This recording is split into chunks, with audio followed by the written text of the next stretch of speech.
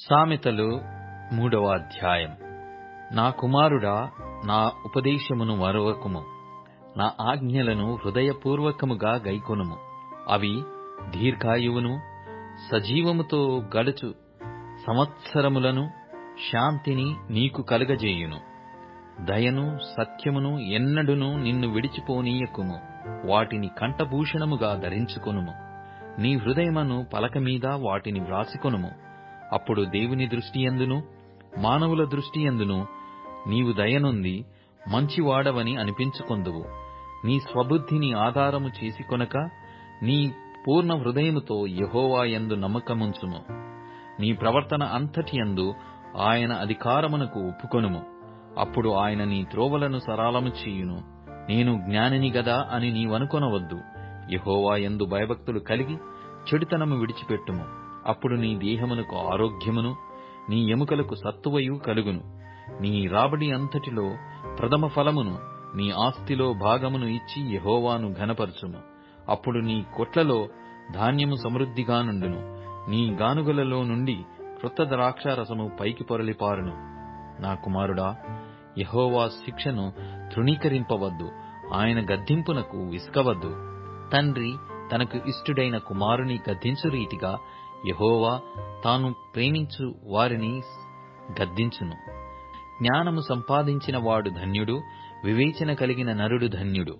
వెండి సంపాదించుట కంటే జ్ఞానము సంపాదించుట మేలు. అపరంజి సంపాదించుట కంటే జ్ఞానలాభము నొందుట మేలు.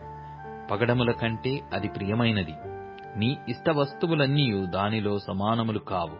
దాని కుడి చేతిలో దీర్ఘాయువును, దాని ఎడమ చేతిలో ధనఘనతలను ఉన్నవి.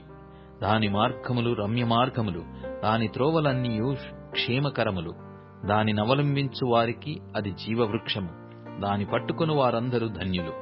జ్ఞానము వలన యెహోవా భూమిని స్థాపించెను. వివేచన వలన ఆయన ఆకాశ విశాలమును స్థిరపరిచెను.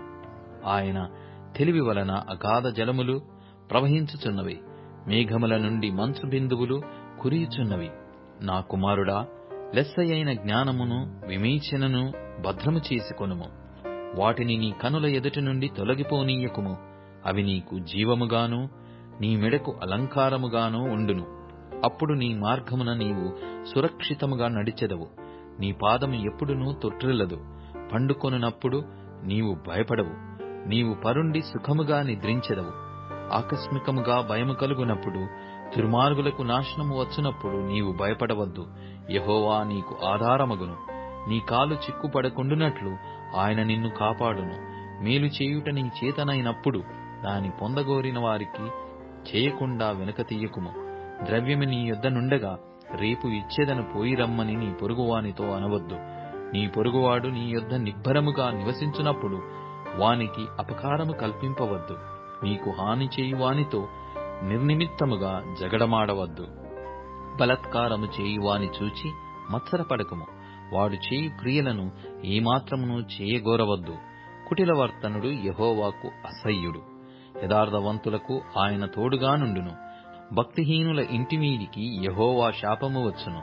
నీతిమంతుల నివాస స్థలమును ఆయన ఆశీర్వదించును.